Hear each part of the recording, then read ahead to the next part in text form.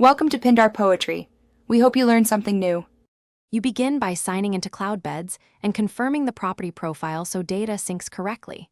Once logged in, make sure the time zone and currency match your operations. This prevents booking errors. Next, verify payment gateways and base rates so charges process smoothly.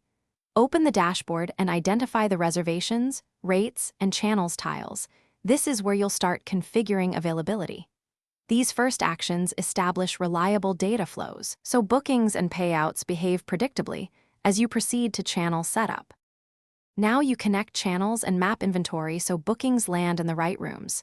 You should link each OTA and ensure room types and rate plans correspond exactly. Mismatches cause overbookings. Then define inventory controls, minimum and maximum stays, close dates, and allotments for high-demand periods.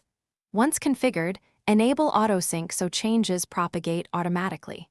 Finally, run one dummy booking to validate mapping and confirm rates and taxes calculate correctly.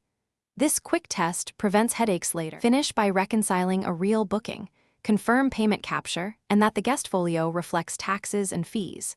Once done, run daily revenue and occupancy reports to spot anomalies and adjust rates based on demand patterns.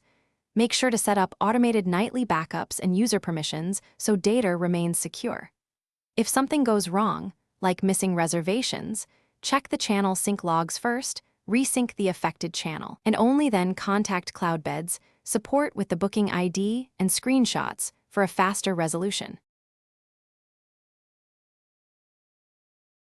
Thanks for watching. Consider subscribing if we helped you.